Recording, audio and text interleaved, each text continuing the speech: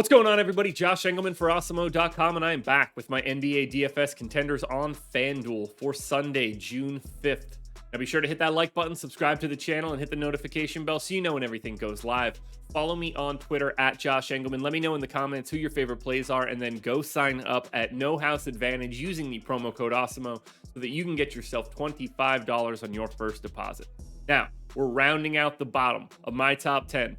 Marcus Smart, Otto Porter, Derek White, Draymond Green, and Jaylen Brown on the outside looking in.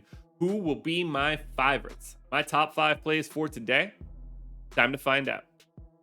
In at number 5, we've got Andrew Wiggins. He's 11K, projected for 31.5, optimal lineup 46% of the time.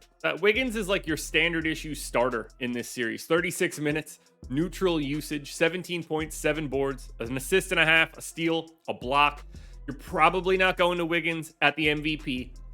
You can see a situation where he's optimal at the star. He gets there 5% of the time. You know what that Andrew Wiggins games look like. But the best spots for him are either at the pro, 19% of the time he's optimal there. You get a little bit of a bump. You get that multiplier. Or as a value option, 21% of the time he's able to show up in the utility spot. So I probably wouldn't go the full way, but you can get there a little bit at star. MVP is not the spot for Wiggins, but stick to the pro, stick to the utility.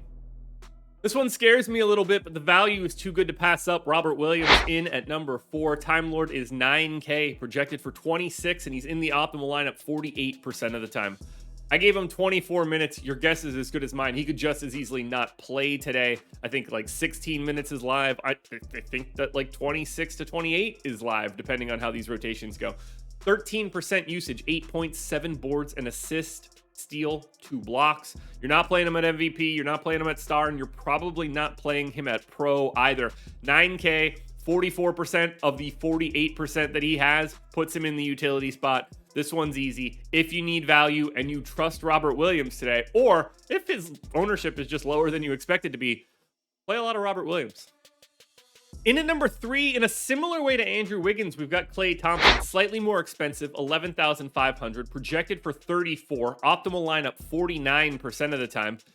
I got him in for 38 minutes. You know the Klay game. 25% usage, 22 points, 5 boards, 2 assists, a stock and a half. You know how he has big days. 2% at MVP. You know what that looks like. 9% at star. You know what that looks like too. That's a Klay made 8 threes type game. 27% of the time he's in there at pro. That means he can have like a mild, he can have an above average game and still get you there with the multiplier. You don't need the complete nuclear Klay dropped 45 real points in 3 quarters type game. 10% still at utility, so not as much as Wiggins. It's a little bit harder with that extra 500, but either way, we want to go to Klay today. You know he's going to have some game in this series where the shot falls and it comes in bunches. No reason it can't be game 2. I think everybody knows who the top 2 guys were going to be here. It was just about the order. Steph is in at number 2, 15,500. That's a big price tag. Projected for 44, optimal lineup 52% of the time. It's just hard at that price because he is not the best fantasy performer. We just know what his ceiling looks like. 38 minutes here for Curry. Honestly, could play a little bit more since they lost. 32% usage, 28 points, 4.5 boards, 5.5 assists, stock and a half. Now, he's basically the opposite of some of these guys we talked about. You're never playing Steph at the utility spot. And honestly, it's incredibly difficult to justify him at the pro. Just a 3% likelihood of being optimal there. 18%, however, at the star, 30% at MVP. But everybody knows that. Your 2 most popular combinations at the top in the 1-2 spot are going to be Steph Curry and our number 1 contender in some order.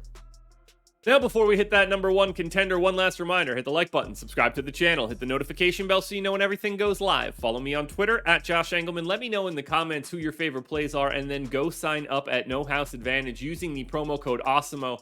Get yourself $25 on that first deposit. Number 1 contender for today is Jayson Tatum. He is 16K, projected for 46, optimal lineup 59% of the time. Take a look at that, by the way. Remember like the Dallas series where Luka would be 85, 90% because he's such an outlier. We don't really have that. We know Jayson Tatum is the highest likely scorer and, he's going to play 40 minutes or more in a competitive game. But because of the way that this series works, with the amount of actual high-end NBA talent, it flattens everybody together. So you can make a very realistic case of not having Jayson Tatum in a lineup at all, even though he's my number one contender. He's not even in there 60% of the time. So be aware of what this stuff looks like today. 31% usage, almost 28 points, 7 boards, 5 assists, 2 stocks. 40% of the time he's your optimal MVP, 18% at star, and then you probably aren't putting him anywhere else. There's no justification whatsoever to put him at utility. And honestly, even at the pro spot, it's going to be a really tough sell. You're just paying up for Jayson Tatum. If you like Tatum, he's in the MVP or the star. If you're a little weary about Tatum, he should not be in your lineup at all. It's a weird thing to say about your number one contender. Alrighty, folks, that will do it. Those are my NBA DFS contenders on FanDuel for Sunday, June 5th. DraftKings version of this video is around here somewhere, so check it out. Good luck tonight, everybody. Win that money. We are back again tomorrow morning for another edition of the Contenders.